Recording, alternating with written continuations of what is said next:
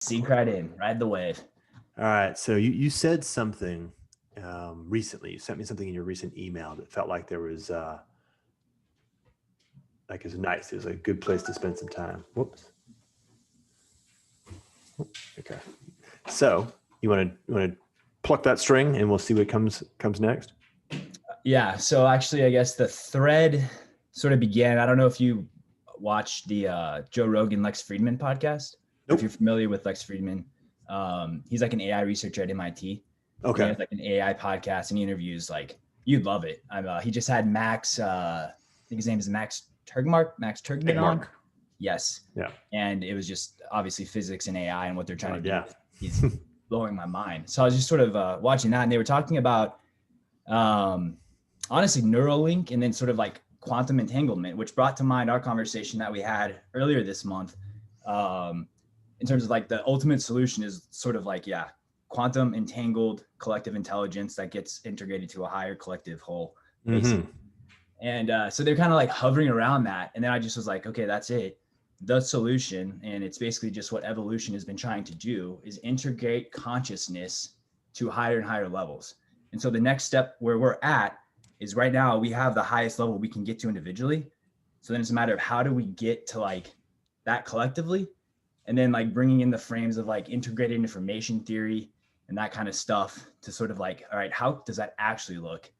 Because we're not going to get there until we have the bandwidth solved. And so it's like maybe Neuralink could be an entryway into that. But until we get that, which that might theoretically not even be possible, right?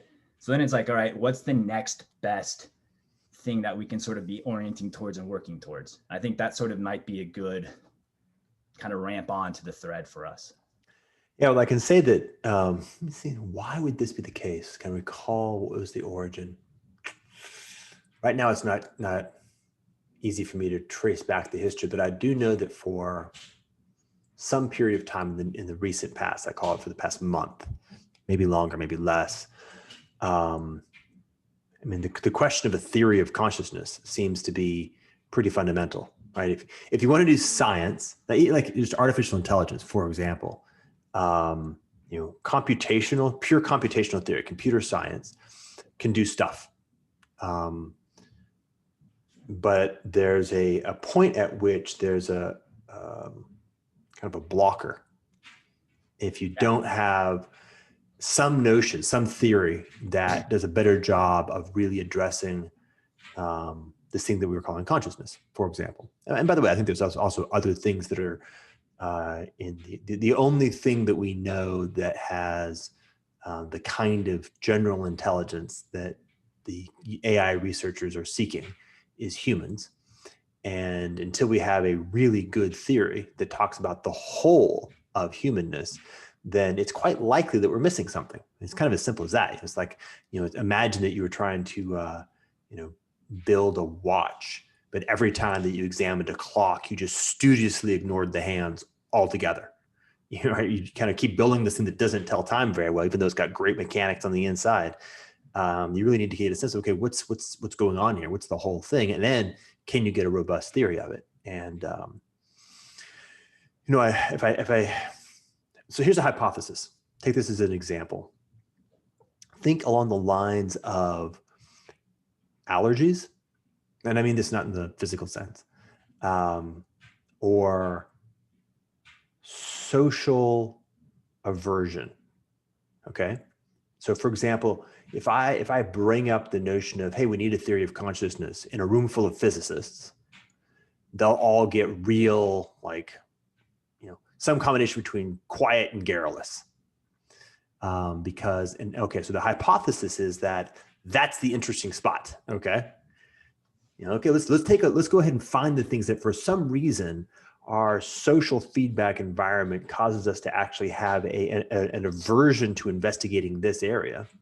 And let's go the opposite direction. Let's investigate those areas. I actually remember having a conversation with some pretty serious physicists. I said, I don't really understand why you guys don't take more psychedelics, because physics has empirical science on one side and mathematics on the other side. You've got these massive pillars to keep you grounded. Like you're not going to go off the beaten path as long as you maintain integrity with those two things. So this thing in the middle, you should be just pushing that thing as far as you can, you know. Feynman did ketamine in flotation tanks. He talks about it in Surely You're Joking, Mr. Feynman. Yeah, he's like, hey, okay, this is the guy that you guys are like, this is your idol. Do what he's doing. Like, what's there's up? probably a reason that he was doing that. Yeah, yeah, and you know, if you're not grounded by things like empirical science and mathematics, be careful. Right? You can go off into crazy land real easy. But if you can build a structure that enables you to have flexible creativity, and let's just call it, you know, old-fashioned insight, right? It's all about insight. It's all about, hey, there's something about the way that you're assuming things, the assumptions that you're bringing into the investigation that is actually in the way. So we have to find a way to pop out of those assumptions and explore. Right? It doesn't mean that popping out of the assumption is going to be right. It may be wrong, but we can explore in that space. And that's been coming up for me a lot. That's what like psychedelics give you, is they give you the ability to jump out of your objective reality, expand that, right? And just get a different perspective. And then you can bring that back and then integrate some of that into what you're doing in a regular basis. And it's like the process of that, I think, is sort of like what is upgrading and what has been upgrading in consciousness along with us, right? Like there's the mushroom theories of, and I'm not, you know, sold on any theory. It's very much so like the sandbox. And like, I'm just throwing things out there. Let's play it around. Like we got some Legos of ideas. What can we reconfigure and look at and look underneath and get into? So yeah, I mean, okay, yeah, let's keep going. Yeah, keep going. All right. So working the clock back, I found myself recently being exposed to research that I think is being done at Princeton, you know, exploring these kinds of questions, but research like with some level of empirical rigor. And it's funny, like if you're familiar with the challenges of replicating studies across almost the whole of the sciences, you don't sort of, how do I say this? You don't pretend that empirical rigor is actually high anywhere. Right? There's very few places where empirical rigor is actually high. And so these studies are in the zone of good science, maybe in fact, well above the general standard. And so you may have actually seen these guys. So one thing they studied was they built a random number generator and tracked its the statistical where it would resolve. So it's just generating ones and zeros randomly, and then it tracked, okay, what's the ratio of ones and zeros, and you know, of course, it oscillates around 50%. Okay, cool. And then they have a person come in and just say, you know, focus on making it be 0, and see what happens. Have a person come in and say, focus on making it be 1, and see what happens. I've seen these. And you see the line just shows a statistically significant, like a high R of whatever the person's focusing on. Okay, that's neat and highly replicable, like over and over and over again replicable. Not perfectly every time, like it doesn't land at 0.85 instead of 0.5 with 99% reliability, but you can definitely see the trend line there, like it's statistically significant over time. These are like they started doing these in like the 80s, right? Yeah. This is like there's something interesting actually. There's like, you know, since we live in these times where we're increasingly aware of the way that Eric Weinstein calls it the disc, and various other forces are imposing narrative frames on us and lying to us and also hiding things. It's the 70s and the early 80s had all kinds of really interesting investigations that sort of just disappeared. So, okay, that's interesting. Let's pull some things up and look. Maybe they were just a waste of time, and maybe they weren't. So that's one. And this same research lab also did another one that I thought was kind of neat, where they had a lamp, like a sun lamp or a light lamp, in an otherwise completely dark, perfectly square room. And it was also set up so that it was random, like where it shines. It was on an actuator that was driven by a random generator. Right? So it's kind of like moving like that. And then if they put a plant in the room, they would actually see that it was statistically more likely, or the statistical distribution of its light orientation shifted noticeably in the direction of where the plant was. All right. Now here's a proposition. This is actually, I think, a very powerful proposition.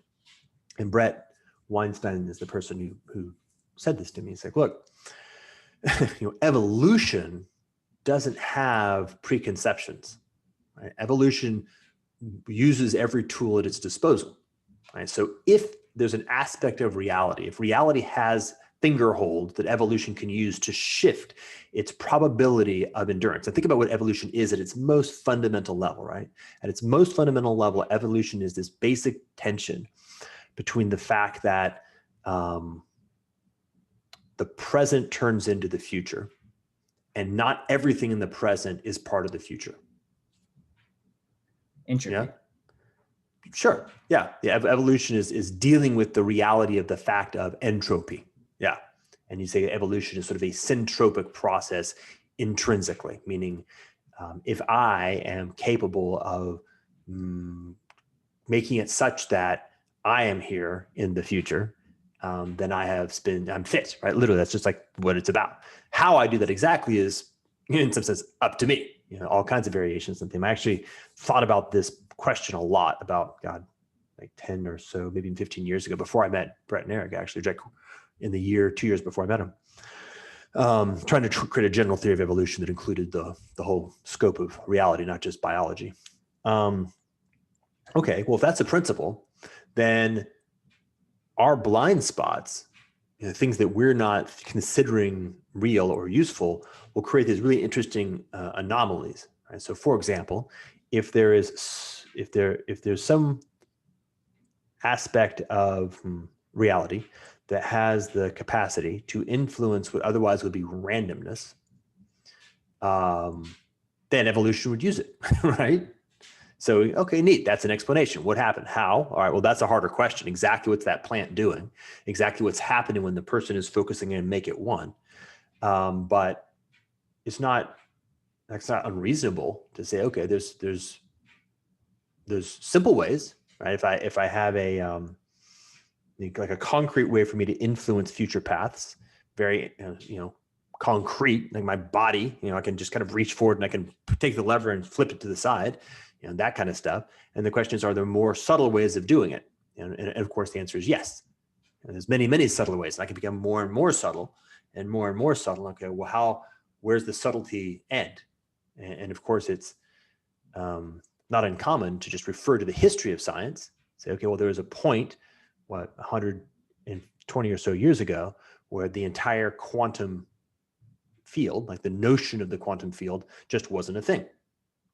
Right? And all these weird, mysterious, crazy ass things that happen that we now still think of as weird and mysterious, but kind of feel like they're real because we can explain them better. We're still part of reality. We just didn't have a way of describing them, or in some sense, a way of measuring them.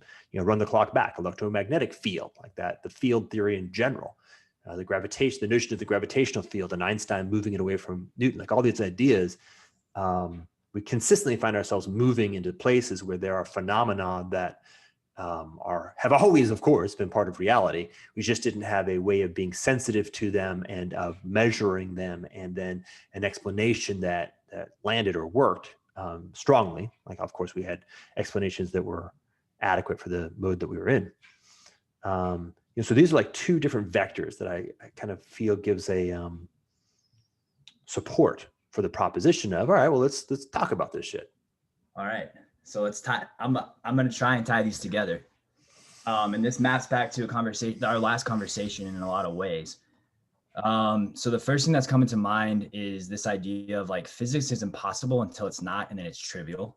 And that ties to mathematics. So there's that kind of thread. So let's hold that. And then there's the thread of the theory of like, it's called fitness before truth theory by Donald Hoffman. And I think we might've spoke of it last time a little bit. He's a cognitive scientist somewhere in California at one of the schools there, UC schools. And I'm reading his book right now. It's called Case Against Reality. And it's basically like his premise, and he uses evolutionary theory to show that if evolutionary theory is true, then this also must be true. That like we do not see objective reality, obviously, like we know that from physics, but it's like actually the probability of us seeing any aspect of objective reality is zero. And so then the premise basically becomes, or the proposition is, matter, consciousness is not derived from matter. Matter is derived from consciousness. Okay, that lost me. The first part I had it. You have to drill down on that one. So the theory in physics, if you're a materialist, right, is that somehow these combination of this matter is consciousness derives from that. But it's actually, the proposition is the inverse, that consciousness is the fundamental, and then through whatever process of consciousness, matter is derived. So tie that into then like thinking of like frequency, and you can see like the sand on like plates, and then if you turn up the frequency, they turn into like different shells, like turtle shells or different patterns. Shapes, yeah. That's like some idea of like a frequency affecting matter. And then tie that into the studies that you were talking about that were occurring in the 80s, where it's like we have a conscious thing that's statistically showing significance in terms of affecting a supposedly random process. It's like, what's going on there? So it's like a new way, it's like a perspective. So that ties in also, we were talking about, and I was talking about last time, Markov blankets and the free energy principle by Carl Friston. And you brought up a comment in one of your videos that was referencing the law of maximum energy production, which is the fourth law of thermodynamics. And so I actually, like in our last email, I was like, okay, I'm gonna go look into that. I did go look into that. And so kind of like what you're describing is this process in evolution where it's like, it's impossible, and then it's not, and then it's inevitable, right? So in the video that was referenced, it's Rod Swinson talking to the Swiss Institute about the law of maximum energy entropy production, and then also like epistemology evolution, or epistemological evolution. I'm not exactly sure the terminology, but basically like one of his like first slides was like talking about oxygen. And it's like, as soon as oxygen got to a certain level, life exploded. And it wasn't just life exploded, but that life also created more oxygen, which just like it, like that, right? You see that process just was exponential. Kind of what I'm thinking in my proposition, and I don't obviously have like all of the frames and the hardcore technical physics background to put the math together, but it seems to me if you take like the free energy principle that Carl Friston is talking about, it's this like internal process that's happening inside of a Markov blanket, which a Markov blanket, if just to like refresh, is an internal state, sensory states, action states, and then external states. Okay. An external state cannot impact an internal state unless via a sensory state or through the process of an action state, which impacts a sensory state, which creates a feedback loop. Okay. But in order for a thing, anything, so we can go all the way down to a particle, to be a thing, it has to be a Markov blanket. So everything has an internal system that's interacting with its environment, optimizing this Fokker-Planck equation, which is basically circular flow and up gradient. And then every external thing is also doing that internal process. Where like Boltzmann kind of got confused because he was like, well, humans basically violate the second law of thermodynamics, was that internal process. But basically, I think what's happening is basically we have this internal process that is minimizing our expectation of entropy on the outside. And then through our actions, we are using the law of maximum energy production to maximally use the entropy that we're minimizing on the inside to then like organize our reality around us and shape the environment around us. Sure. Yeah. And that's like literally the process down to like the particles that are occurring in every single thing in your room. But then if I think of like, okay, I have a goal, I have a future state that I desire to be in.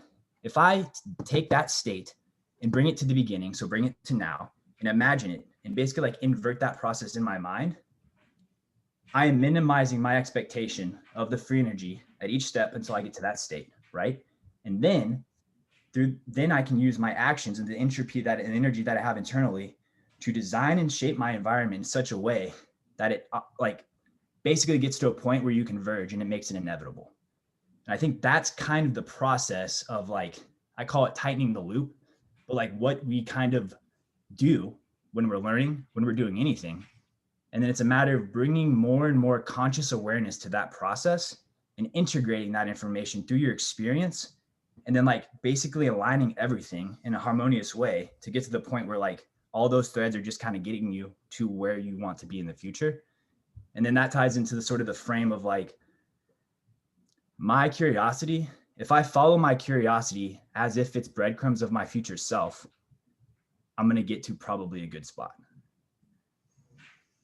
So yeah, I guess that's sort of like, we'll let that maybe sit and we can piece that together. That's kind of like a big thought that I've been sort of working on that is raw.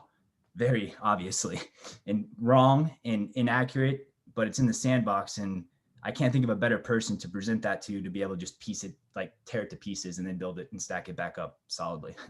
Yeah, so there's a bunch of things to throw in there. Let me try two. One's a little bit simple and the other's a little bit less, more esoteric. So the simple one is this distinction that John and I made yesterday, which I think is a video I just posted like 10 minutes ago, between the imaginal and the imaginary.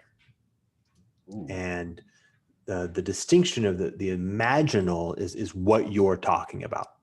Right? The imaginal has to do with some faculty that has the capacity to sort of be sensitive to possibility and to maintain continuity of contact with actuality so as to smooth the path from actuality to possibility.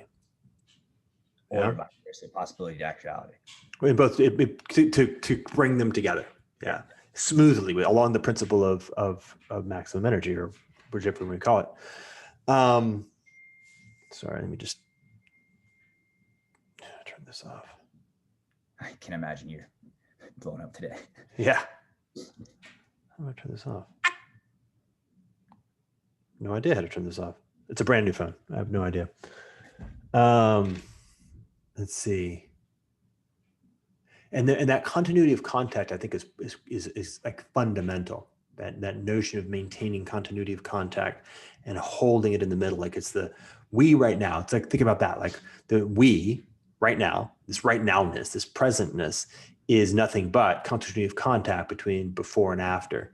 And so there's something about the filling of the present, to be present, is to act as the sort of the maximally smooth, fluid movement between possibility and actuality. And you can see like your interior, you were talking about like the interior of this particular Markov blanket, which is maps really interesting to OODA loop, by the way.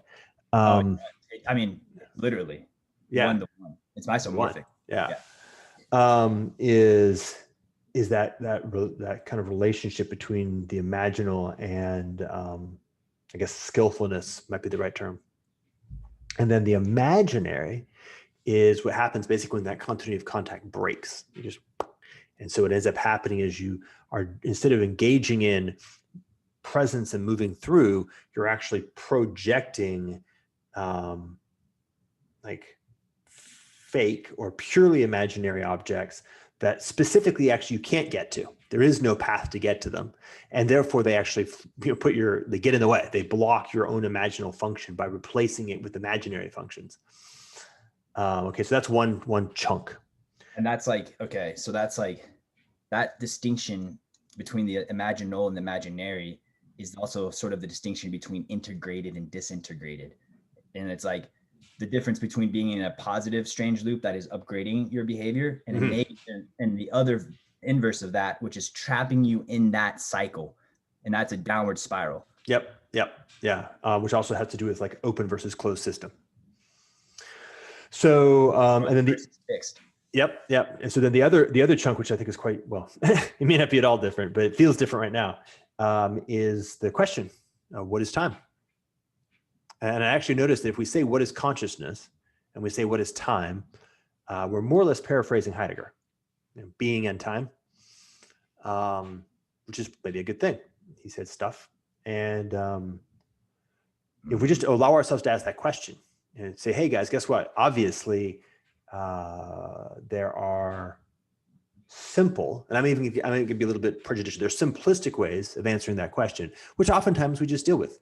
Okay, time is this thing that has this tendency of having this characteristic of future, present, past, and there's a way of measuring it such that it moves in a particular fashion. And the most important characteristic of it is twofold. One, it can't go back, and two, you can't accelerate it objectively, although your subjective assessment can vary quite widely. Okay, that's time. And if if what you're trying to do is like make an automobile engine work or bake a cake, that's a really good way of thinking about time. But the point is, if you're trying to bake a cake, it's a really good way of thinking about time. That doesn't necessarily mean that's what time is in its completeness. Maybe there's more going on. And we also, have, go ahead. The concept of baking a cake. It's a frame that will not allow you to get there. Say more. So if you're thinking in terms of baking a cake linearly, like that type of thinking doesn't allow for you to then create the type of thinking that is required for you to create the concept of baking a cake to begin with. Right. And it's, as Forrest would say, the concept of baking a cake imports implicitly an answer to the question of what is time. And that's what you're saying, right? It then blocks your capacity to actually be thinking about stuff. And in this case, blocks the thing that is generative of concept, for example. So let's see. And I'm totally cool with opening just, okay, great. Let's double click. I don't know what time it is. Let's inquire into that. What's up? I mean, because we can bring in physics where they're like, well, some physicists don't think time is really a thing. Well, let's talk about, so one of the characteristics of physics that I think is pretty mainstream these days is, the quantization of time and the quantization of space. So the notion of there's sort of two aspects of reality that are implicit in quantum mechanics. There is that which is above the Planck limit and that which is below the Planck limit, and no real good answer as to what's going on there.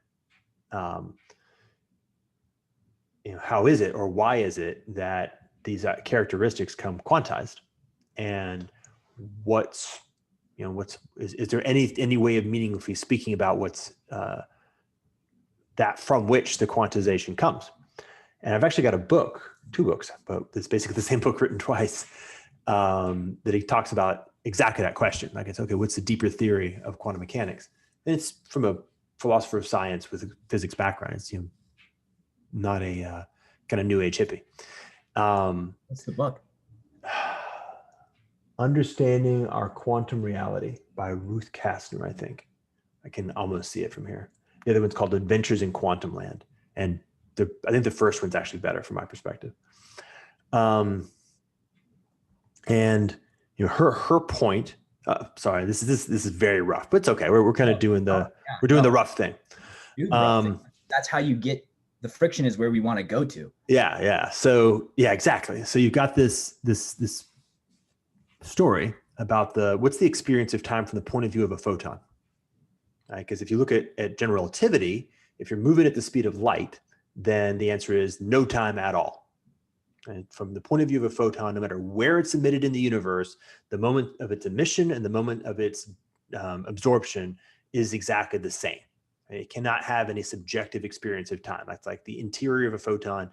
Time and space don't exist. There's just like this weird being and not being kind of vibe, and they more or less are coterminous. And so if you think about that way, if you really, really think about it that way, you get this, there's something about the nature of, like, I'm just going to throw intersubjectivity out there as a holding, it just literally is a placeholder, but there's something about the nature of intersubjectivity that is this space-time manifold that we talk about. And so the things that we measure in science happen, almost all of it happens or certainly physics happens in the context of the space-time manifold. And the space-time manifold is not the whole story. And non-locality. Right? Quantum mechanics has got this big problem with non-locality. But if you say, hey, well, that's, locality implies space, and by the way, implies time.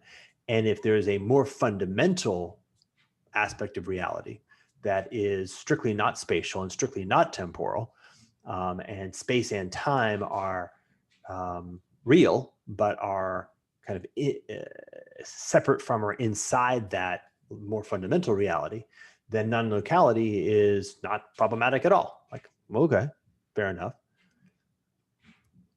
This ties to consciousness, right? This is part of your consciousness story. This is like the imagery that's going on in my head, just to like paint the picture, is like basically you're taking the photon and it's existing at all time simultaneously. And then what we basically try to do is take it, and you can just imagine a sphere, and then we're just like making it flat. And then that's how we interface with it.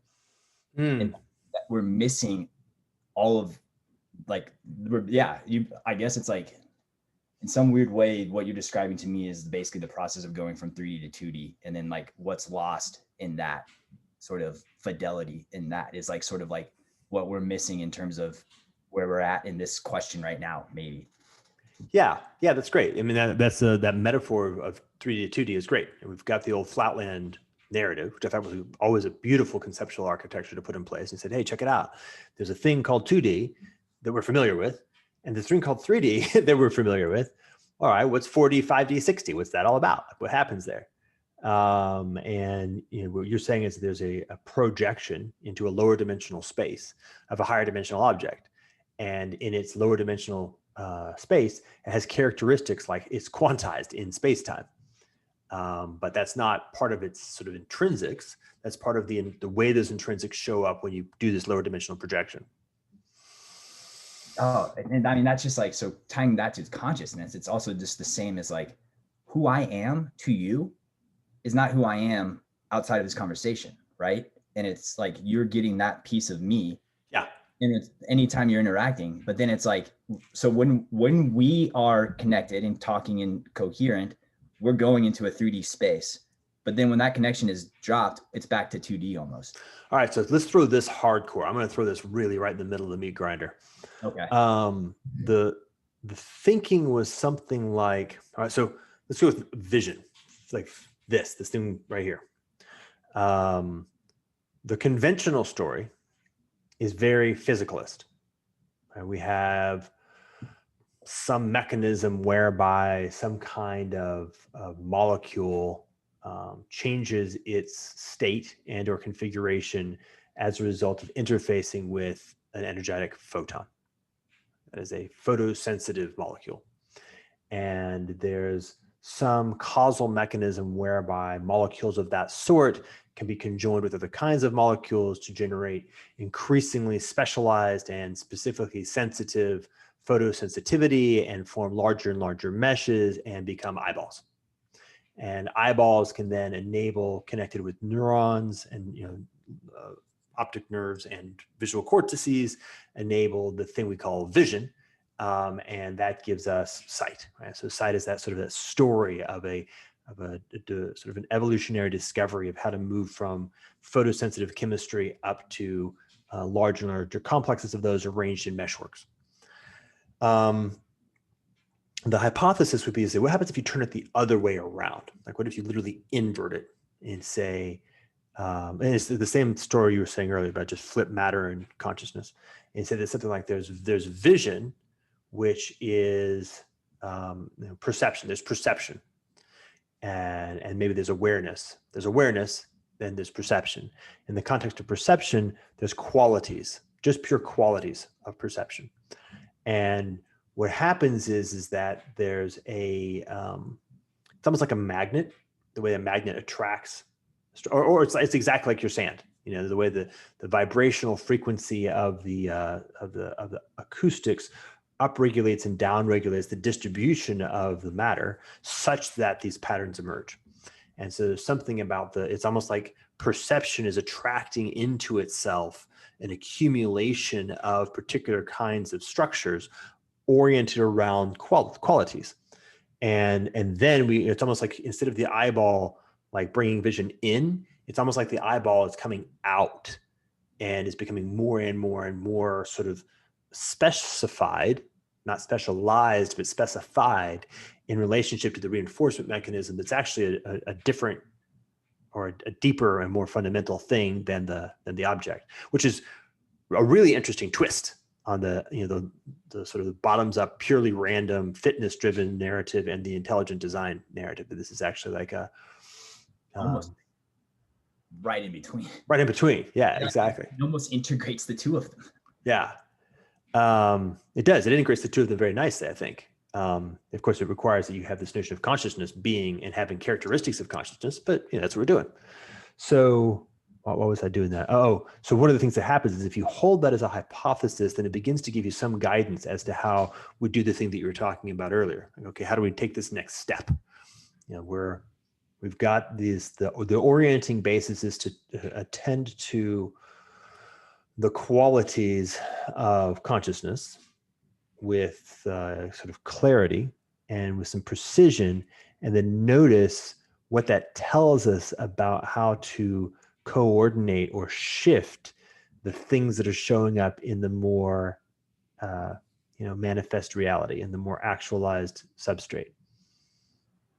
Oh, I mean, so it's inverting it, right? And so there's a massive element of inversion, and just like you think about it, like process of elimination when trying to take a test, right? Like that's just a good metric for problem solving.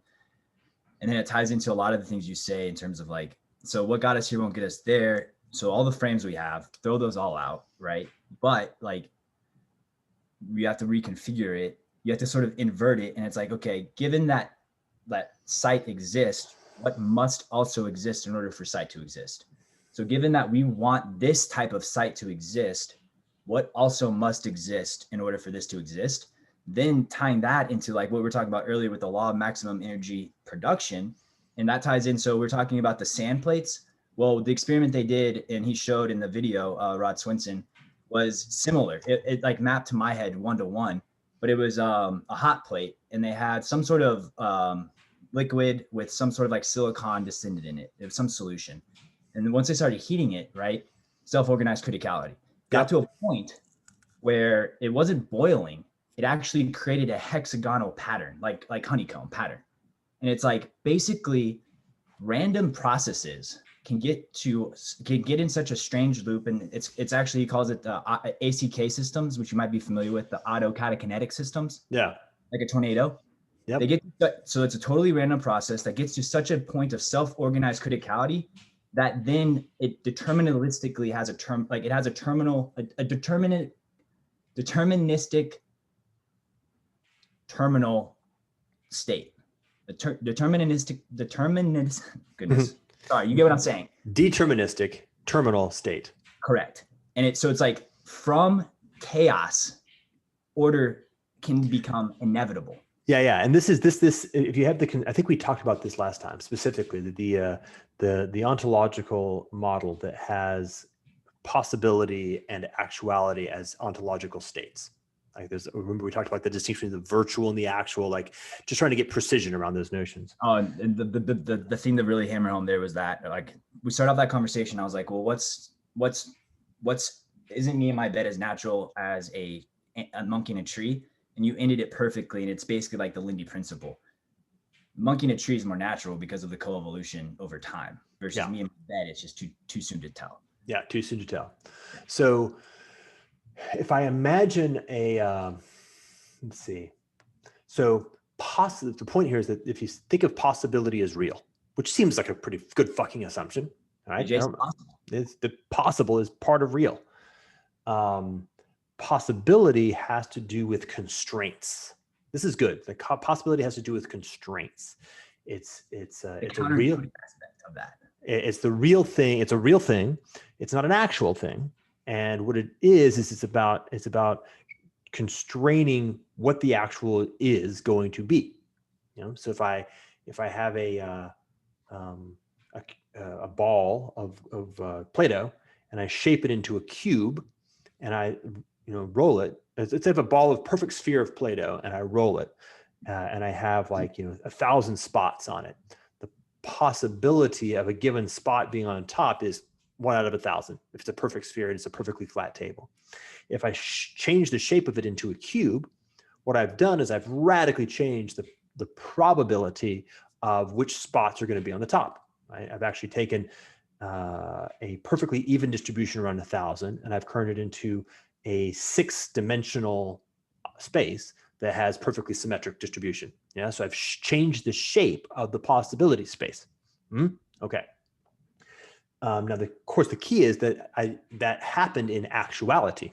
By changing the actual state of the Play-Doh, I changed the shape of the possibility space. Now, all I have to do is one more move, right? And this is how you get these self-organizing criticality.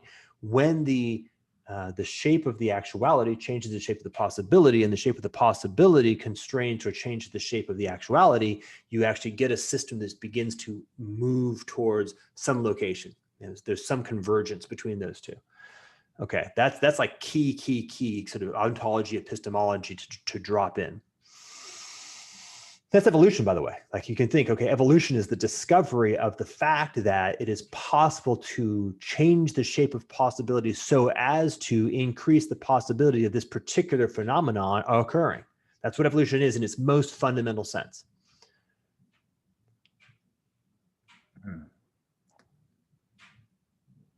It didn't bring anything like, hold on, I need to let that settle. That's killer. I mean, you basically have in universe, you have two fundamental kinds of phenomena. Deleuze calls the first kind haesities, which is a terrible word. I'm just going to call them random as fuck. Right. So these are phenomena that have no determinate implications for their possibility. And so they may happen, but their happening has no implications for the possibility, for their own possibility landscape. Then you have phenomena where their being, their actuality, changes the shape of the possibility space such that their probability is higher. That's it. Like, that's the most fundamental distinction. Everything on that category 2 is in some sense an evolving system. And then evolution is just the playing out of the logical dynamics between those two, such that every phenomenon that increases its, that has a larger capacity to change the possibility space such that it's going to continue, does. I guess that's like, there's nothing, it does continue, and so on and so on and so on. So you just apply that. So I've got, nice, we've got a really cool ontology here. I've got something like the fitness. Oh fuck, dude, this is like Eric and Brett and one more piece. Like, this is the fitness landscape par excellence is the qualities of consciousness. Like, that's the actual deeper substrate than differential geometry. That's the thing. I mean, maybe actually, yeah, that's the thing. And then differential geometry is the discovery of that and how it begins to work. And there's this basic distinction between haesities and enduring phenomenon, whatever that language is, plays out across that landscape. It produces a landscape, right? Because each phenomenon that is doing this is obviously interacting with the possibility space as a shared modality. It's a shared space. Each actuality is influencing the possibility space differentially. So you get this sort of differential integration that creates the thing that we would call the landscape in evolutionary theory. And that's that, like, it begins to play out, all of which are ultimately tying back to the intrinsic qualities of the nature of consciousness per se. I'm so glad we're recording this. What's coming to my mind right now is basically the things that you're describing, the Hessian, I'm not sure the terminology, the random as fuck stuff versus these processes that are like changing their probabilities, upgrading it, is basically this, like, it's equilibrium states that are like trying to get to zero, right? To an equilibrium state versus like non-equilibrium steady states. Yeah. And basically all evolution is the dynamic of those two things playing out over time or space or whatever that actually is. And it's entropy. And it's like, it's this energy, it's the literal consonance and dissonance of entropy and energy, like basically resolving itself either into an equilibrium state, which goes to zero, or a non-equilibrium steady state that, according to Engelbart's law, when it comes to human internal rate of improvement, I guess, is exponential. So it's like we have like infinity versus zero, and it's basically that struggle playing out, and that's the universe. Oh, interesting. Tell me more about Engelbart's law. Okay, so Engelbart's law, he's a famous computer scientist who started, right? Doug Engelbart? I believe, let me just look it up since look it up. Can bring that into this. And I'll actually quote it exactly because it's just such a beautiful statement. It is, yeah, Douglas Engelbart. So obviously, I mean, we want to talk about hypertext and interfacing with like past, present, and future selves, like and getting beyond time and quantizing consciousness. Like, he's a part of that. The law states is the observation that the intrinsic rate of human performance is exponential. And that basically just maps to exactly what we're talking about with the Markov blankets in terms of the internal process, which is the solved version of the Fokker-Planck, which maps one-to-one to reinforcement learning, which is the Bellman equations in their continuous form, which is just we're trying to upgradient our qualia. We're trying to upgradient at all times internally our conscious experience of reality. So we're trying to get that to infinity, and then we're constrained by the physical forces that are entropic, trying to then go to zero. Mm-hmm. And it's the literal song and dance of those two things playing out in this, system, simulation, environment, whatever you want to kind of frame it as. I think so I guess that kind of is the very, very meta of maybe the thing that you were maybe just so eloquently formulating. We could basically you just laid out a system of reality. Yeah. Pretty close. There's an interesting, so this notion of the infinite, I think, is also another one to throw in. We have this question of, okay, what is time? And then we have the question of, okay, what's this infinite thing? And it's everywhere. It's between 0 and 1, right? And then it's between 1 and whatever. Yeah, every time. Yeah. And it's funny because John and I hit on this also yesterday. I called it the Leibnizian error, and I think it's pervasive in the contemporary environment, which is the replacement of the infinite with the limit as x approaches the infinite. And I get it. If you want to do calculus, if you want to build cannons, you want to get rockets to go to the moon, that's what you do, right? Again, if you want to bake a cake, that's what you do. But it doesn't mean that's how things actually are in their most fundamental sense. And the problem that we have is the inversion of that, because it's that gives us from 2D to 3D, right? That's how we get from 2D to 3D. Yeah. Where we get in trouble is then when we do the inversion of that, where we go from the 3D to the 2D, and then we assume because we have the 2D model that we're mapping the 3D reality perfectly. And that's the mapping of the territory. That's economics maximizing for GDP rather than, right? Yep. Maximizing for growth rather than maximizing for the rate of growth. So you've got, so this question is, okay, so what are we talking about? When we say the word infinite, right, we have a word. We can make up words. We have words that don't refer to things. We already have a concept, right? We have the imaginary and the imaginal. Is there a way to be in imaginal relationship with the concept of the infinite? That is, we now have a well-formed statement from our conversation. And you're proposing the answer is a sort of a very nice yes, that the infinite is an orienting basis, right? It's a most fundamentally best understood as a directionality. As soon as I begin to try to make it nominative, I'm by definition already making it finite. But if I think of it, as soon as you name nothing, it becomes a thing, and so it's not nothing anymore. Exactly. But if I think of it as an omnipresent orienting basis, woo, that is. And then, okay, I'm going to throw some more in, and I'm just throwing shit. Now we've got a big bonfire going. I'm just kind of grabbing furniture and throwing it on top. So now you've got this notion of values.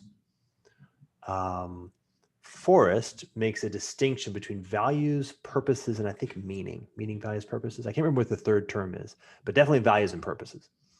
And then Joe Edelman has talked a lot about values, all over the place. That's the thing he's on. And the point is values and qualities are probably a mapping. We're probably talking about the same basic thing, or they're in the same directionality. Values are orienting in the direction of the qualities of consciousness. Pardon? Vectors. Yeah, like vectors. Yeah. And so, because we're in an orienting basis, right? So there are vectors that point, and there's a. Okay, hold on. Yeah. Okay, cool. This is nice. So hey guys, Leibniz, if you want to do calculus, you got to do this transition. You got to make this Leibnizian error. But why do you want to do calculus? What are you using it for? What's the point, right? Those are the values, right? So you actually have to get your values are more basic. You got to have them. If you don't have them, you've got no orienting basis to guide your choices. The tool cannot replace that. If the tool replaces that, then we're in a universe that's making paper clips. Yeah, then you're in a paperclip maximizer. Exactly. Ooh, boy, that is exactly what it is. Yeah. So you've got to have an orienting basis, and that orienting basis is a better way of describing the notion of infinity. The infinite is the orienting basis. Oh my, and that's integrating, and that's like the integral process. Oof. Oh, Jesus. Okay, so hold on. That's neat. So there's like a whole bunch of stuff gets thrown in here, which is a shift.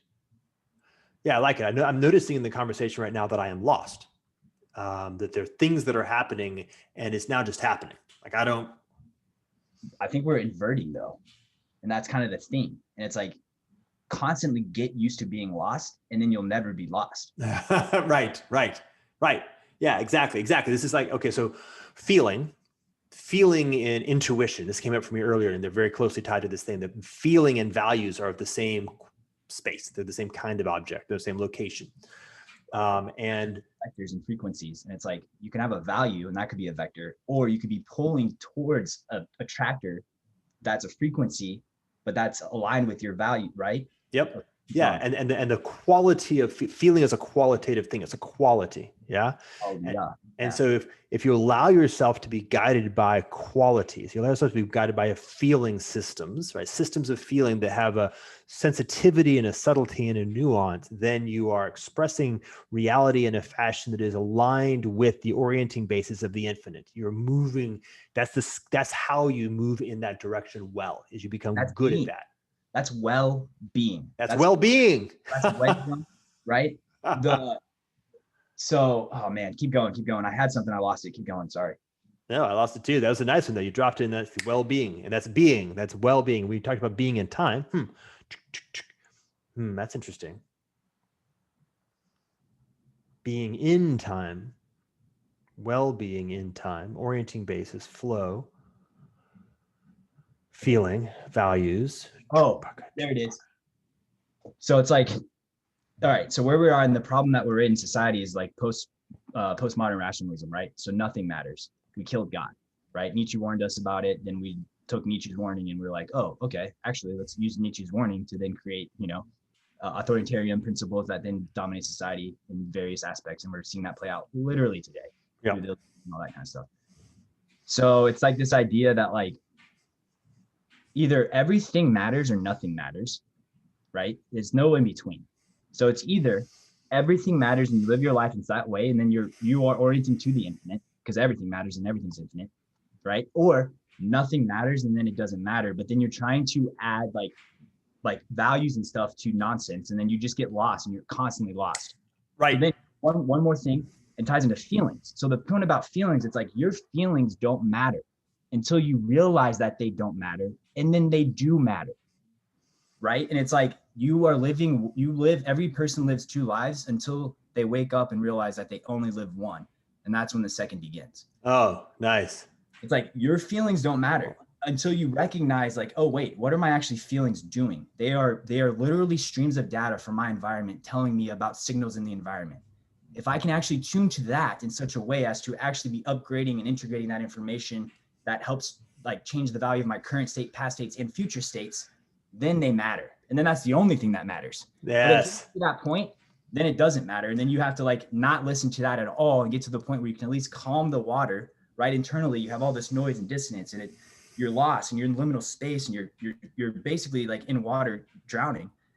Get to the point where you can at least tread the water and see and calm and orient to something, anything. It doesn't matter what it is. It doesn't have to be true or correct. Just get to a thing that you can orient towards, right? And this honestly leads us back to the very point of the conversation. It's like, how do we get to this point? And it's like, we have to clear the noise. And it's like the system right now is on hyperdrive. So right now we're in a system that the point of the system is to continue to create the noise, right? And it's like, so we're all in this system. It's creating all this noise. We're all lost. We're all, the whole thing. And the reason I was drawn to you is just because I don't know what's going on in reality. I woke up and realized that. It's like, it's 2018 or 2019. What the fuck is going on? I thought my life was going in this direction. And all of a sudden, all these experts are telling me, I'm like, oh, wait, I'm the same age as them. I don't know what I'm doing. they probably don't know what they're doing. And it's like, right? And it's like, Yeah. okay, get comfortable being in that space. And that's like, that will be your guide. So yeah, keep going like that. Oh man, this is Okay. So the most, just rewinding a little bit, I call yes. this the parable of the big ass wave. And so you're in Mavericks, you're in a big ass wave. This is a big wave. And, something happens and you're no longer on your surfboard and you are pulled under. Now, if you've ever been on a big ass wave, one of the things, the first person experience is exactly what you're describing, which is you don't know which way is up. You're being turned and it's dark and there's bubbles everywhere and you're just being flipped and formed. And any direction you try to swim, there's so much turbulence that you can't even swim in a direction. And you just even know what direction would be up anyway. You don't know where your body begins and the water ends, right? That's right. Yeah. Yeah. And shit's like, but yeah, by the time you notice that your arm is like wrapped around your neck, it's not anymore. All kinds of crazy. Okay. So perfect, complete and utter disorientation in actual lived chaos. So what do you do? As it turns out, we actually have an answer for that. Stop. Conserve energy. Hold your breath. Go as limp as you can go. Like literally just flow with what is happening. And by the way, you might die. But you can't stop it. So what you can do is this right there. Then wait, right? And become more and more like go all the way back down to go from vision to the quality of sight to perception to awareness. Like go all the way down, reboot to base state awareness. Or maybe even awareness of awareness, whatever the lowest is, right? And then wait until something shows up that begins to have a basis, an orienting basis. And like you said, anything at all. And of course, in this particular case, what generally tends to happen is you start seeing that the bubbles begin to be going in the same direction. And it's, that's probably up. Now you can begin the process of doing something, right? Now you can begin to go. So that's the parable of the big ass wave. Hold on. The other was the parable of discontinuity, of breaking, of severing, this notion of inversion. Paperclip maximizer. It has to do with, and your experts, right? The ones who are in many ways lost, right? Closed system, thermodynamics, entropy, right? There's a scarcity, rivalry. There's just a cultural logic that happens when there is a breaking, a disconnection from that thing, from feeling, from infinity, from the infinite, that has that severing moves you into a closed system. When you're in a closed system, the cultural logic is a process of beginning to optimize for competition in rivalry to acquire the remaining scarce resources as the system descends into equilibrium, into zero, right? Now, as an individual, you have the capacity, as you said, your feelings don't matter until they do, until there's like a point at which you hit rock bottom and you realize, oh, I'm out of integrity and the only way to live is everything matters. Okay, cool. What's the instrument for that? I can't do it analytically. You can't, if everything matters, utilitarianism is a non-starter, right? You can't do it. You can't calculate that. It's a non-computable thing. Fortunately, infinity deals with infinity perfectly fine. And your feeling system is directly oriented. It uses the orienting basis of the infinite to allow you to navigate an environment where everything matters. And the challenge is things get put in the right order again. And then you say thank you to all your various analytical and calculating and agentic structures because they're given an orienting basis. The values point them in the right direction, and then they actually do the stuff out in the end. Okay, so that's the two sides of the coin.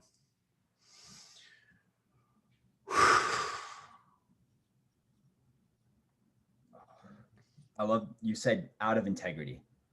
And then, so obviously like we can bring in so many different, like the separation, the fall of man, right? Then we can think of in terms of bringing in like Young Caporta. I started reading Sandtalk and it's like, it's giving me like literal like goosebumps just reading that and just like dropping back in like touch to that. It's okay. Here we go. So, oh, this is perfect. The thing that we as humans like think of as intelligence are actually the things that computers do, like not even thinking, right? Like memory, calculations, that kind of thing. the things that for computers are intractable are the things that you and I do without thinking, like throwing, like running, like catching a ball, like planning, right? Enjoying a sunset. Exactly. You want to make it real hard for a computer, program a computer to actually enjoy a sunset. Goodness. All right. Don't even get me started on that train of thought.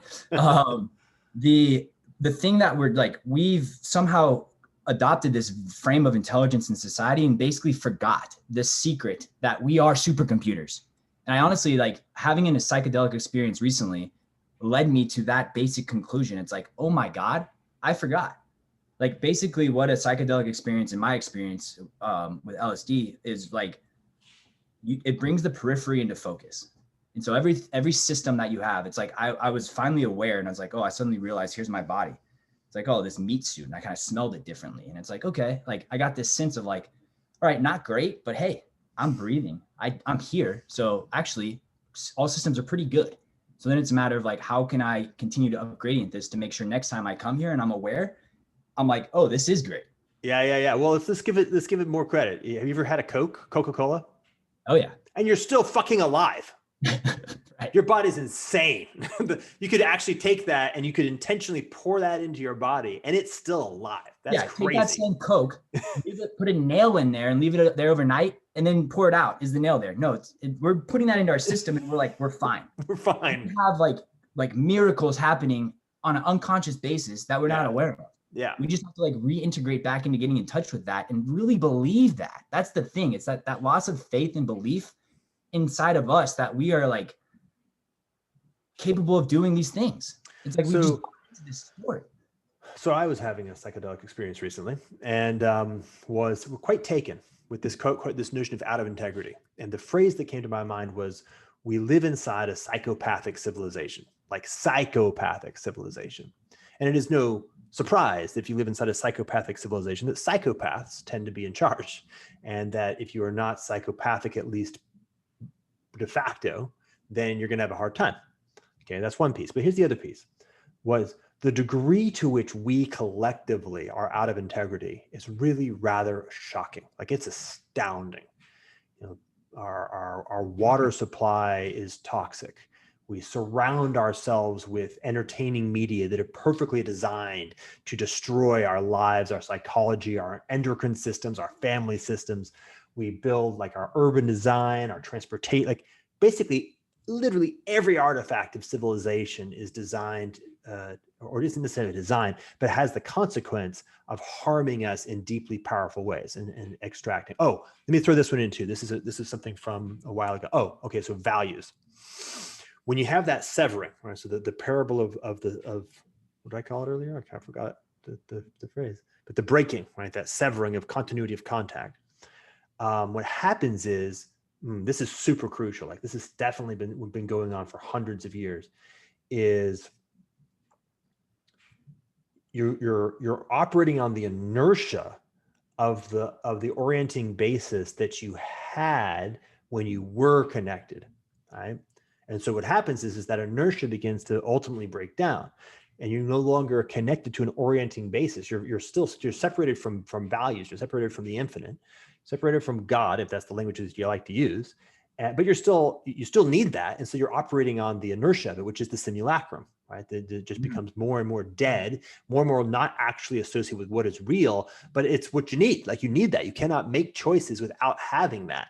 And so this is why things start to have this weird, wobbly, herky-jerky, like, what the fuck is going on? And why is everything always so crazy and fucked up? Why are things becoming increasingly kind of toxic and hazardous? It's because you've lost that connection.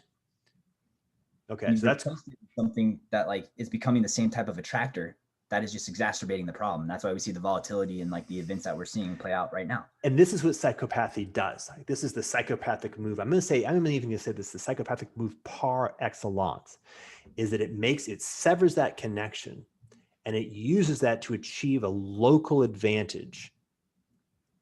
All right, that's the psychopathic move par excellence. It trades continuity of contact for guaranteed fucking destruction of everything, but short-term local advantage. Cocaine. Yeah, it's the cocaine effect. Cocaine is a very psychopathic substance. Addiction in general, all addiction is ultimately psychopathic. Yeah. Ultimately, it pulls you away from your values. It pulls you away from continuity of contact with the infinite. It pulls you away from your feelings. It disrupts your feelings. That's what addiction does, right? It disrupts your feelings.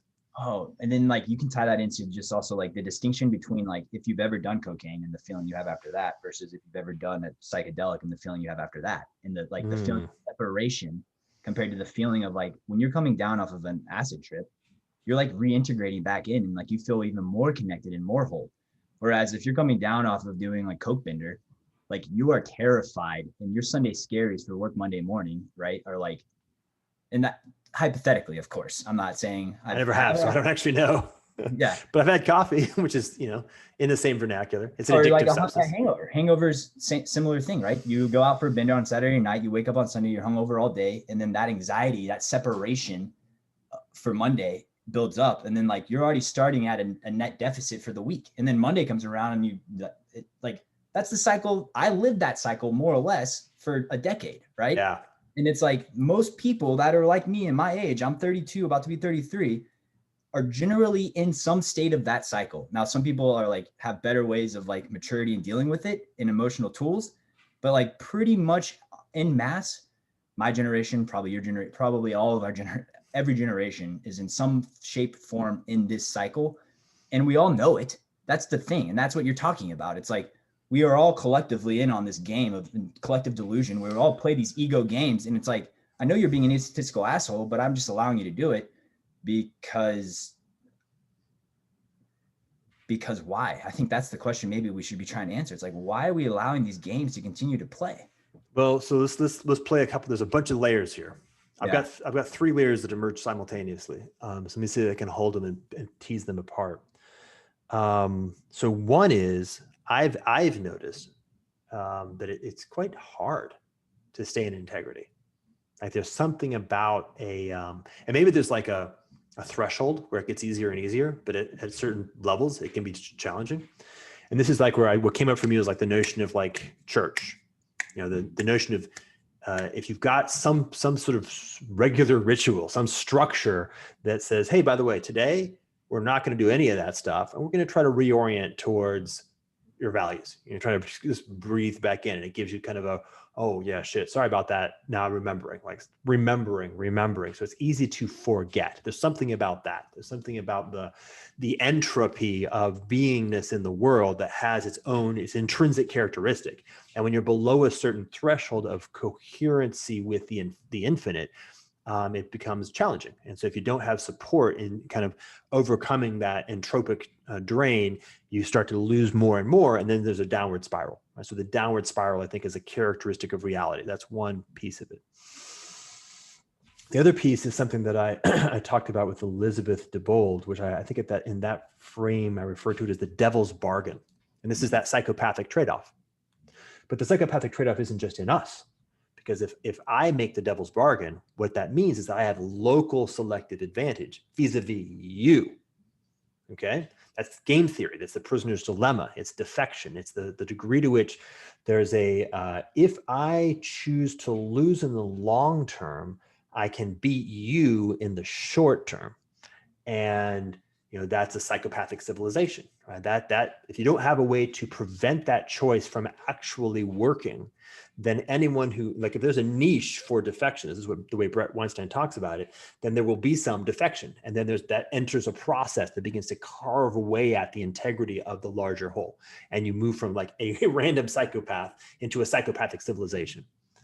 And I think the Baudrillard simulacrum arc and things like that are of that same, just descriptions of how that fabric plays out. You're not Girard in mimetic theory. Yeah, mimetic desire. I think there's the key of mimetic desire is that there is that's nice.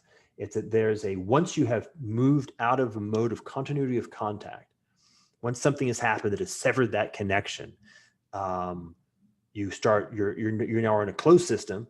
And there's going to now be a rivalrous game theoretic dance all the way down to an endpoint. And something about the scapegoat has some characteristic of like being a short circuit or it's that rock bottom. It's that everything matters until nothing matters. Or sorry, nothing matters until you actually have played out the consequences of nothing matters. And then you can pop back in and be like, oh crap, we have to come back into contact with with the infinite. Yeah. Oh shit, we just crucified Christ. Yeah. Oh, not again. Yeah, not again. Right. Exactly. We are again. Yeah. So this is like, I'm waiting.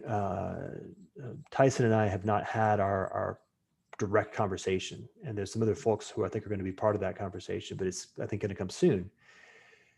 And it's something, well, it's funny. I've actually been thinking about this. In his book, he talks about how among the Australian Aborigines, they talk about rise and fall.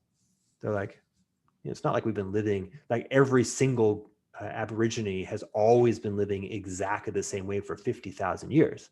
Like we have definitely had groups that have gone off and created civilizations, and they fucking collapse in disaster. We know about that. We have stories about that kind of thing. It's not mysterious. It's not the first time this has happened, dude. And so we're here to let you know that there's a way to do this that's not that doesn't have that characteristic. And geez, you guys have really gone on a serious bender. Like this is a big one. I haven't seen this level of crazy before. And the inquiry is something like, I guess there's two endpoints. I've always run into this two endpoints, right? One is when you find yourself at the tail end of what is now an inexorably self-terminating system, right? Hey, turns out psychopathic civilization structures are inexorably self-terminating. Once you take the devil's bargain, you're fucked. It's going to end, and stuff happens in the meantime, but it ends. But armed with things like nuclear weapons and AI, it kind of ends for everything. At least for everything that we know as being, things. I mean, there may be like small organisms that continue to go on, and then, there's a billion or 2 years left in this sun. So some stuff will happen, but it's not this kind of stuff.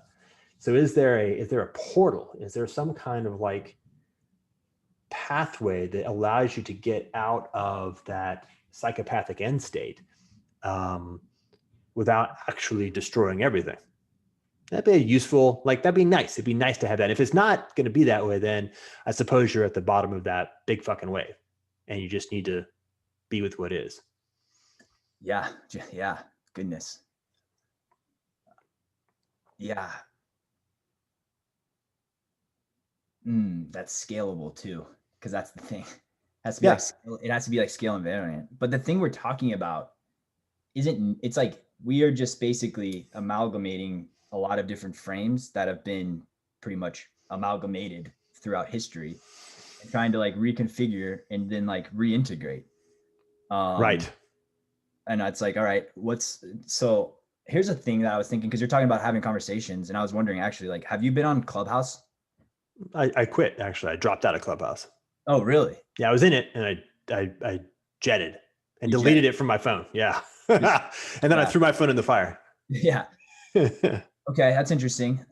So yeah, you're already beyond that. You're pretty much ahead of the game in that regard, because I remember you were talking about holochain and those types of technologies maybe even a year ago. Oh God, holochain now is almost 4 years old for me. Yeah. So I mean, I guess we can sort of tie this conversation into sort of more like where we're at today, because it's particularly today. So we'll invert to coming back like to where we are now. Do you like, so I get the sense right now, and I was a little bit younger. I was in maybe 7th or 8th grade around 9/11. But the sense I'm getting right now in terms of just like the sense of like the camaraderie and the people coming together in terms of, we were attacked, is almost the same sense I'm getting in terms of the like Wall Street bets versus Wall Street type sense. And particularly because it's like, it's my generation, and my generation is the millennials. If I had graduated college, I would have graduated in 2010. I would have been coming into the worst job market at that point, right? We're pretty fucking pissed about like that situation. I've been seeing everything play out and how it's continued to play out. And it's like, hey, we're doing the same things over and over. So I kind of get this sense of where we are right now is like, this is almost potentially a minor like 9/11 movement, maybe, if things go the right way. Right. Centralization. Like, I'm a big Urbit guy. I have a bunch of Urbit planets, and I think that's a huge thing. Nice. And like those types of things, though, I think it's like, all right, is this the moment? And if so, how do we upgradient that and get that on the exponential curve quick? Because I think like that's the solution. That's part of this, I think. Yeah. Okay. By the way, Urbit has come into my sort of awareness a lot over the past couple of weeks. It is a very interesting and cool. I was talking about my friend Peter Wang. Do you know Peter? Oh, we talked about him. Yeah. Did I introduce you to him? No, I haven't met him, but would love to. Obviously, I'm back in Austin now, so yeah. I think that just remember, let's make that happen. So I asked him about it, and he was like, meh. And he's fucking like smart, like his genius stuff. It actually, because he had written me some stuff about something called Citizen, CTZN, that he's been sponsoring, and it was like brilliant. And I'm like, okay, Urbit's definitely happening in some way. Can you like fast forward this for me? Can I just rely on you to give me more clarity what's up here? And his response was, eh. So I want to find and get the people who have like the deepest, like all the way down, like deep insight into Urbit, connected with him and see if there's a vector. Yeah, sorry. Because I'm really processing it was basically a question. How do we unfuck this thing? And so let's see. So there's integration. Where your thought is right now, that space, I think there's a connection there. That is part of the solution. Pulling on that thread and trying to tighten that loop is, I think, critical. It's like systems that are decent. Yeah. I want to go a higher level. I want to go meta on that. So I've got something like, let's just do a very simple one. So who should be having what conversation with who and how, right? That's the fundamental question. How, I think we've got pretty well hammered, right? You've got an individual requirement of being sovereign. Get your shit figured out. Hit your rock bottom, reconnect with the infinite, begin to do various kinds of work, be able to operate from values, speak truth, all kinds of stuff like that.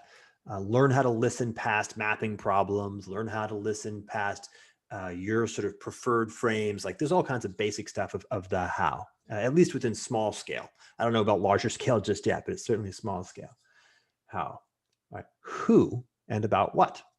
And so I can't have the conversation about Urbit with Peter because I'm not smart enough. I don't understand that domain well enough to really be able to add value, right? I could, if I had just chosen to go in that direction 30 years ago and had dedicated my interior capacity to map that space, I probably could have had the conversation, but I didn't. I focused on fucking Deloitte and other stuff. But maybe you and he can have a conversation. I would like to push back on that point, but I don't want to do it while you're in the middle of something, so keep going. Well, I can have a conversation about it at a certain level of abstraction, but there's a whole bunch of stuff in there that I'm not going to get, and I'm not going to get in an elegance. Go back to your notion. Oh, okay, we're close there. That was the principle of free energy, right? The fluidity, the smoothness of it, right? There's a smoothness here. It's like, okay, yeah, I could push hard. It's going to take a lot of time and energy, and I'm not doing other stuff if I'm doing that. Right. Whereas a person in this how, where's somebody who has kind of shown up as part of the how, they can play that in this way, rule omega, right?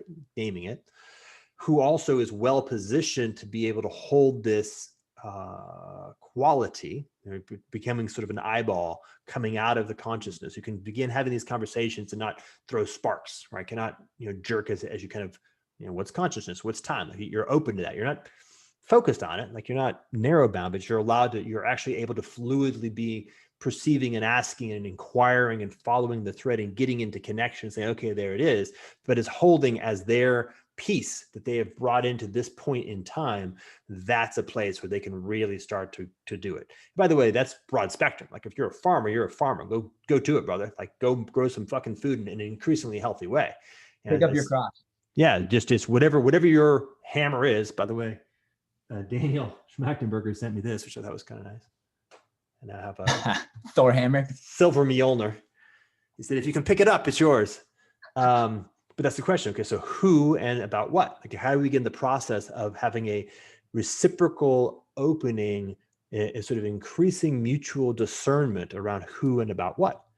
And what conversations should each of us be having with who, and what should we be focusing on, and how do we kind of begin to basically sort of partition the problem space into the right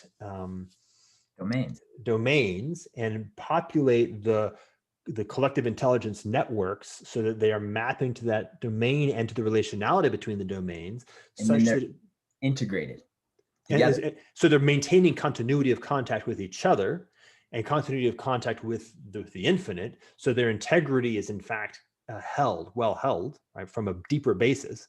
This is the Yasuhiko Kimura calls this alignment beyond agreement. And that alignment is that we're held at the deep basis and we're sort of making choices from that place.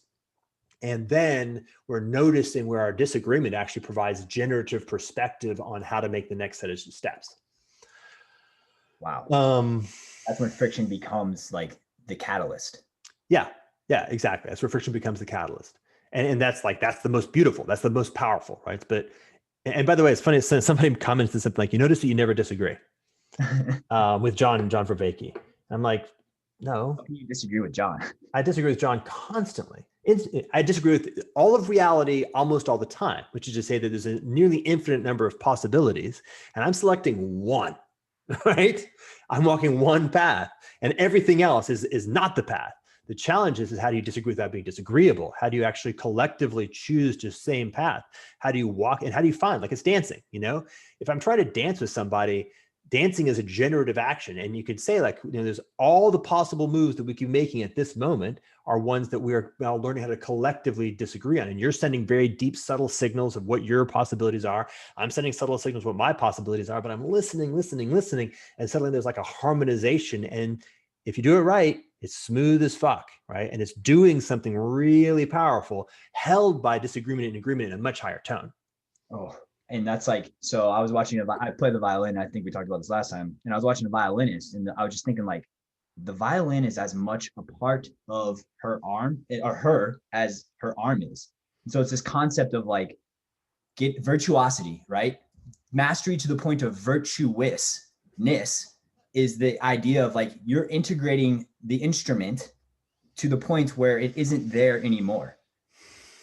It is a part of that integration then becomes a new system that whole system is greater than the parts were individually. And that ties into like integration, are you familiar with integrated information theory? Yep. Yeah. And like, that's Tomasio? like, no. I think it's like Tononi. Yeah. Yeah. And that's like, so this is a nice counterpoint. So we can pose virtuosity versus instrumentalism. Is that nice? Yes. Yeah. And that ties into like maximizing for like your values versus just maximizing for the sake of growth. Okay. Cool. So this is it. So this is the thing I've been trying to do forever. And it's, okay, hold on. Smart people have a hard time with this, what I'm about to say. Like people like Daniel Schmachtenberger, it took us years to begin to move in this direction. Because if you're smart, one of the things that you have as a characteristic is that you're well integrated with yourself, which means that you're actually reasonably effective at making effective choices with yourself, right, in the context of reality. Elon Musk, right? Very effective. He's integrated with himself. He has a capacity to kind of have all these capabilities in himself show up and make effective choices, like really effective choices in some aspects of life, and maybe many. So the proposal that I've been making is that it is, I'm just going to say it like kind of crudely, actually. It is simply the case that none of us as individuals are come close, like even vaguely close, to having the capacity to actually answer the questions that lay before us, to even answer the questions well, to be perfectly frank. It is also the case that none of the mechanisms by which we are able to come together and work together have the capacity to ask these questions well and then to answer them in a good fashion.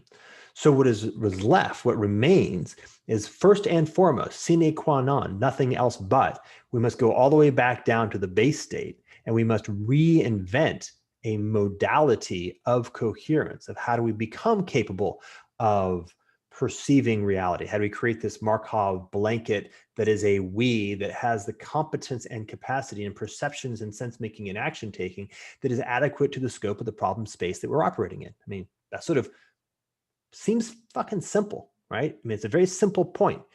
It's uncomfortable Because what that means is if you're really functional, if you're really effective, I'm saying you're going to have to put that down. Right? And I'm afraid you're going to have to go back to beginner's mind. And it's no fun to do that because it's like relearning how to walk after you've had a car accident. Like you're a dancer and I'm asking you to purposefully sever your spine so that you can relearn how to walk. Oh, and oh my, yeah. So it's almost like survivorship bias, but in the sense of like being right for the wrong reasons is way more detrimental than being wrong for the right reasons. And it's because of the state it can ultimately lead you in, which is this state you're describing, where it's like you're right and you're fine, but you're bounded, you're limited. You will never get beyond that point. Right. And in order for us to get beyond the point we're at now, we have to tear it down and basically start from the sand. And we can use lots of cool metaphors. It's like, look, we've got the metaphor of a fitness landscape and hill climbing and excellence. And what I'm proposing is if you're effective now, what you are is you've climbed a local hill, right? Let's just make that as a definition. That's like literally what that means. And what I'm proposing is that our hills landscape is shifting, right? So while you are effective now, it's actually going to become decreasingly fit in a time frame that matters for you. Now, if you're at the top of the hill relative to everyone else, you may actually continue to show up as being relatively locally fit, right? Elon Musk, you're kicking everybody's ass because you happen to be at the top of that hill. But the proposition is that the actuation capacity of Homo sapiens sapiens is decreasing rapidly.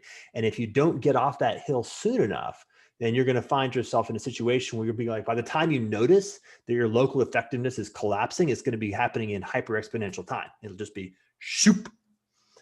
And of course, for everybody else, like your generation is like, yeah, the hills have gone away. Like there is no path. There is no, all the stuff that I thought, I bought the ticket. I denied my life. I went to school. I got a degree. I did my fucking homework. I showed up on time and there ain't no there. And I invested half of my savings in my 401k. And then in 2007, I lost all of it. Yeah. And then we self-organized to a really cool idea. And we had this notion that we was winning in the context of all legal behavior. And we got GameStop stock up and I was like feeding my family and it felt like, and then crashed back down again. Yeah. Yep. And or like fill in the blank. Yeah. So the proposition is that there is a process. The process has characteristics: how, who, about what, and then a recursion, right? Just keep recursing on that. As we get more clarity on how is deep. There's a lot going on there. I've still got loads of trauma and defense mechanisms and bad responses to things that are going on. And of course, massive gaps in my own personal toolkit of how to even take responsibility for the domains that I'm well suited to take responsibility for, right? That's just what's up. Human.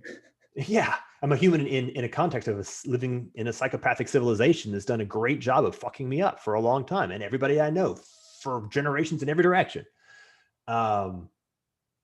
Which doesn't mean, by the way, that we haven't also got awesome power and capacity, right? These are not mutually exclusive. Like we can go to the moon and we can fuck our kids up. These happen the same way or simultaneously. Like you simultaneously are maybe an awesome person and a terrible person. Like you have different qualities. And if you don't recognize that and you always think of yourself in a certain qualia where I'm a good person, you're not integrating the shadows, right? Bringing Jungian psychology, then like you're operating in a sense of like, I'm a good person, but the actions that you're taking that are impacting the reality around you are psychopathic. And so you're disintegrated, and that ties into imaginary with delusion. And that's where we are. We're literally there. Look at Nancy Pelosi. In Nancy Pelosi's mind, she's the greatest human on earth. You look at the actions that she's taking, and it's literally psychopathic. Yeah, it's psychopathic. Like, what's the disconnect there? It's like, well, that's the disconnect. Like, look at every dictator, right? Like Hitler. I don't know what Hitler's psychology was, but I assume Hitler probably didn't think he was a bad guy. I mean, you see pictures of Hitler with like little kids. Yeah. And he's smiling and hugging. And like, it doesn't seem like he had like a self notion of like, I'm a bad guy and I'm going to focus on being a bad guy.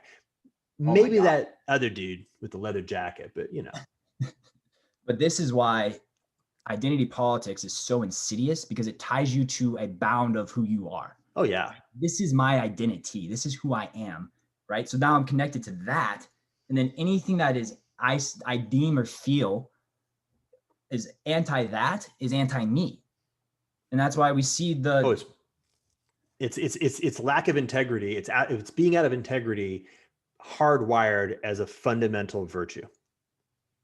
The thing is just like, how do you get that aha moment, right? And it's like, this ties into like neuroscience, and it's like the aha moment is a gamma brainwave, but it's a coupled, right? So you have to be back down in theta. Well, how do you get to theta? Well, the only way to do that consciously is either meditate for 10,000 hours or be in a flow state, right? So how do you get in flow states?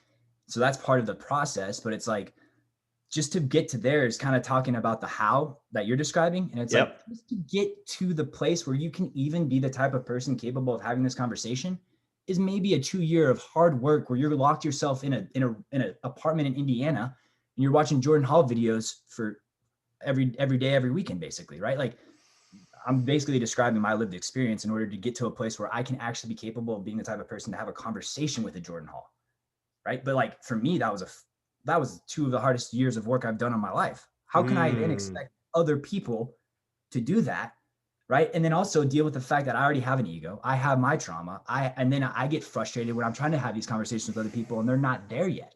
And then it just exacerbates that. And it's like, okay, well, this is freezing ice.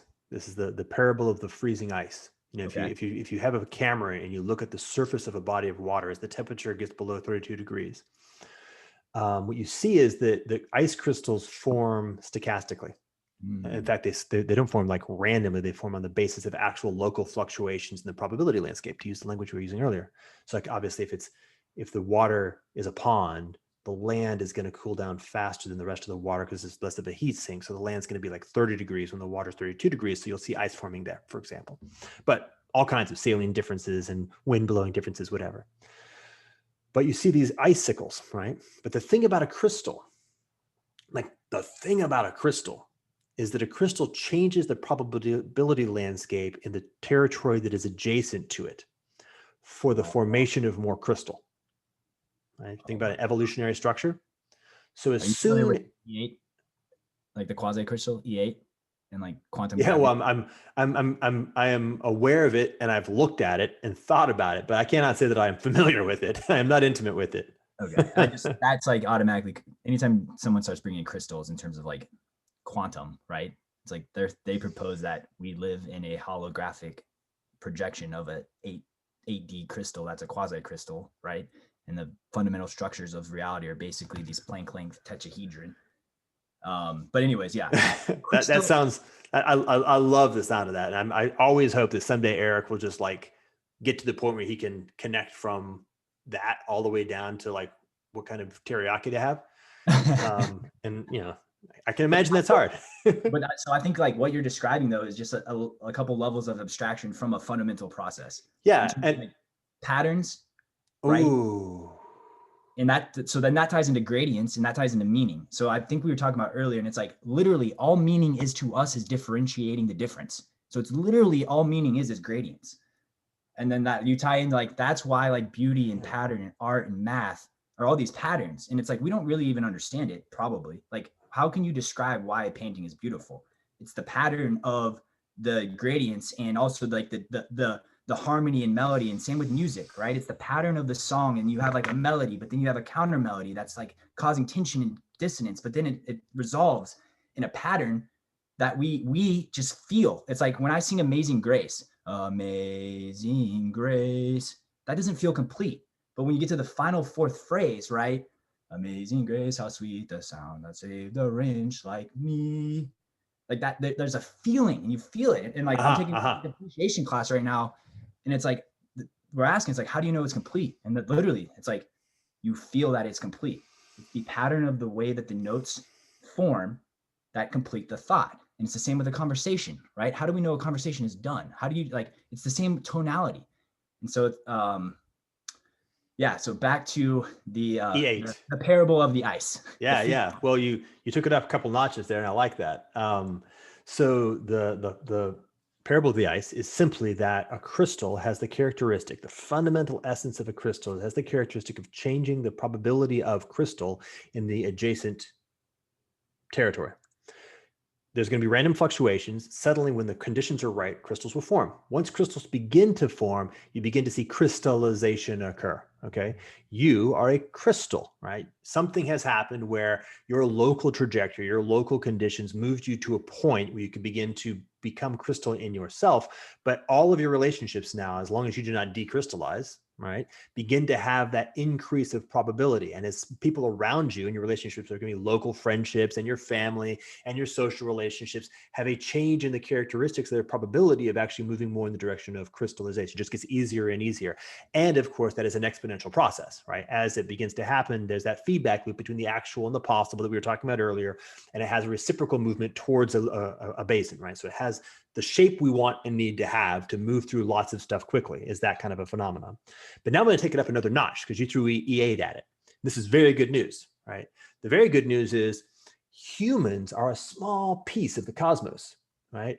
We may be out of whack, but the rest of the universe is a fully functional crystal, fully in alignment with the infinite, right? So if you just get to the point where you are listening, if you just get to the point where you move from nothing matters to everything matters, then you are supported by that entire 8-dimensional crystalline structure, which will then orient you in the directionality that allows you to increase your point, right? So you're held by that massive, massive fundamental phenomenon, which is much bigger than the shitstorm we've created over the past 1,000 or 10,000 years.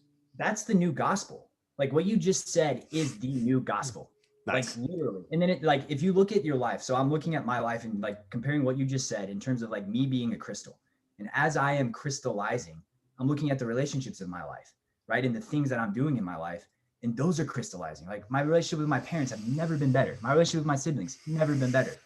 I'm talking to a person that is my idol, having one of the best conversations I've had, right? Like when you're in this process of crystallization, it's like things just become, it is deterministic in the sense of like, it becomes inevitable if you believe that that is the case, having that belief. But that ties into what you just said, which is once you get to zero, once you get to the rock bottom, once you get all that framing and you're in the liminal space entirely, the only thing to do is having that fundamental belief that, wait a minute, I'm the only thing that's been out of alignment. Everything else is perfectly aligned. And then how do I just reconnect and reintegrate back into that alignment? Right. Oh man, Jordan, holy shit. Well, I'm glad it landed. Man.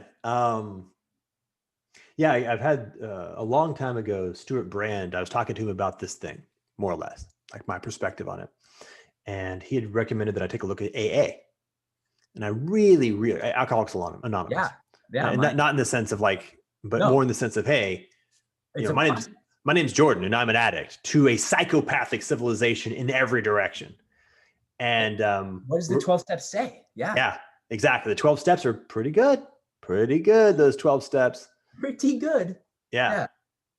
If we can all just sort of acknowledge that we are addicts in the most fundamental sense imaginable, and then begin the process of becoming sponsors to each other and working our way through that, we've got some tech. I mean, it starts with the recognition of like denial, right? Currently, we are all in denial. Yeah. So recognize that. Oh, brutal. And then what's the next step? It's like belief in something outside of yourself, a higher power outside of yourself, whatever that may be. And it's like, what is that? So if that's not God to you, that's the universe. Oh man, I had a tweet yesterday, and this is my thought. I'm going to pull it up just because I don't want to butcher it, but I actually want to present this to you as a proposition.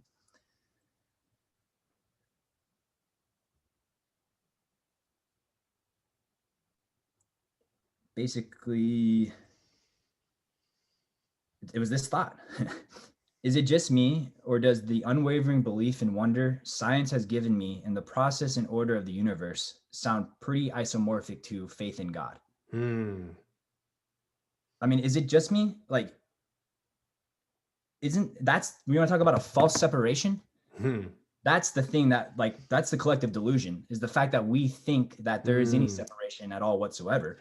Yeah, I had this this thought that most of the tension that lives between science and religion is basically a divorce. It's basically hurt feelings. Oh my God. Yeah. And it's like you like ego, this fear. Yeah, ego and fear and control. Yeah. And the cascade, like the ripple effect of that, and holding it, right? And continuing to hold it for a wide variety of reasons, some of which are just inertial, but well, we can go into that. Unfortunately, I'm running out of both time and energy. Yeah. Yeah. No, So I have a question for you. We recorded this. What should we do with that recording? Share it. I mean, I can't imagine that. Whew. What do you It's think? going to be, no, I feel the same way. I mean, it's a little scary. There's a lot of raw, rough crunchiness in here, but I think that's right. I think that's what we've suggested is what should be done. If I am claiming to be this type of person that wants to have these types of conversation, I need to also be the type of person that can have those conversations out loud, right? And that's the thing that I think I admire the most about you is because I've been wanting to I've had thoughts like this. I've wanted to have a blog or do YouTube or whatever, but it's like everyone else is doing it, whatever. You started doing it. I love just like, it was low tech. And it's also kind of funny because you were just like so concerned with your audio. It's like, who's telling Jordan that like his audio sucks? I'm so concerned about it that like he's spending 5 minutes talking about it every video. But like, it was like your courage to think out loud is like the thing. And it's like, okay, yeah, I don't know what I'm talking about. I'm an amateur. I don't even have a college degree. I'm literally going back to college right now in the process of that. If I'm the type of person that's capable of having these conversations though, anyone can have them. It's just a matter of like what frames, what pieces of the puzzle do you need to stack together? Oh yeah. At that point. And it's like, if you're not there, that's fine. Like hop on board. We'll bring you along. Like the boat, we want more people on the boat because the more combination, the combinatorics of people and ideas and perspectives, that's the solution. I found myself in a number of conversations like this. And I mean in the sense of like with people who probably around your age actually.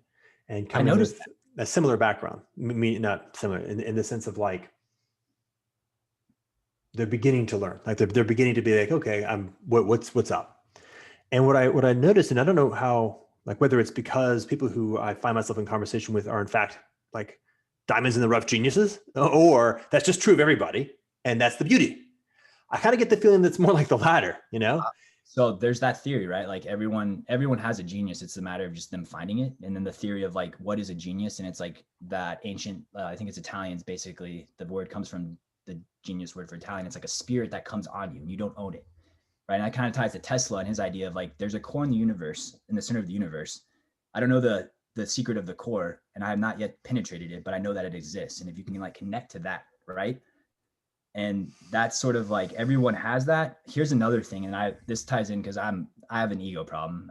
I might be borderline narcissistic, but honestly, we all are, if we're being totally honest. And all narcissism is a sense of self-love. So if you're actually doing that in the positive side of the coin, then that becomes a catalyst for betterment, integration, improvement. So when I would see a video of you, right? Here's actually the funny thing is that video, and we talked about this last time, of you, Jamie, and I'll be quick because you've got to go. You, Jamie, and Daniel. My first initial of you was like your ego. I was like, oh, dude, this guy's just like ego. Then I realized I was projecting my ego onto you because I didn't realize who you were, right? But then I realized, okay, when I see someone and I'm like, oh, that's me, like, right? Like, oh, Jordan, that's me. That's not it. That's like, it is it though, because it's like, that's me. But that's another thread of my consciousness instantiated in a different sense. And that's why I maybe feel that pull, because it's like, okay, yeah, that vibes with me. And so that's like, all right, our consciousnesses are on the same thread. And so it's about finding those threads of that consciousness in different people. And I think you can, and that ties into rule omega, right? I think every single person has that thread in them that you can find if you search hard enough. Yeah. You can find that thread of connection to any single other human being if you are actively searching and trying. Yeah, I will, if you don't mind, say this last piece because I think it's crucial. Is this that relationship between the how, like the doing the work on both sides? I've had conversations with people who are just kind, like they are so loving, like the love in them is just incredible, and that's like being in a dance with a really great dancer. Like I can be pretty bad, and they'll hold it, and we're still in the right place, right? And, I've had conversations with people who are struggling, like they've got a lot of trauma and they're earnestly struggling, right? They've hit that point and they've turned around and they're working their way back up. And then of course it's my responsibility to try to hold that dance together. How do I hold this? And of course, a lot of that's just listening. To know that I don't know what's going on, to know that I definitely don't know who they are, to know that almost always, if something lands odd for me, the right response is to be curious about what's going on, right? And not to get, just some skillfulness in the how. And of course, the hope is that in that conversation, lots of good things happen, right? She gets healed in certain ways and becomes more capable. I get healed in certain ways, become more capable. And then we become capable of spreading the good gospel more broadly throughout the world. All right, man. Yeah. All right. Well, I'll share it. I'll upload it. Feel free to, if you'd like to do so as well on your own. Yeah, I guess, yeah, if you want to share it with me, I didn't record on my system. I'd have to find probably a Dropbox is how you do that sort of thing. Yeah, you can just post it on yours. I'll just like post it. Sounds good. Yeah, let's keep it going, man. All right, man. Nice talking with you. Nice talking to you. Thank you. Have a good one. You too.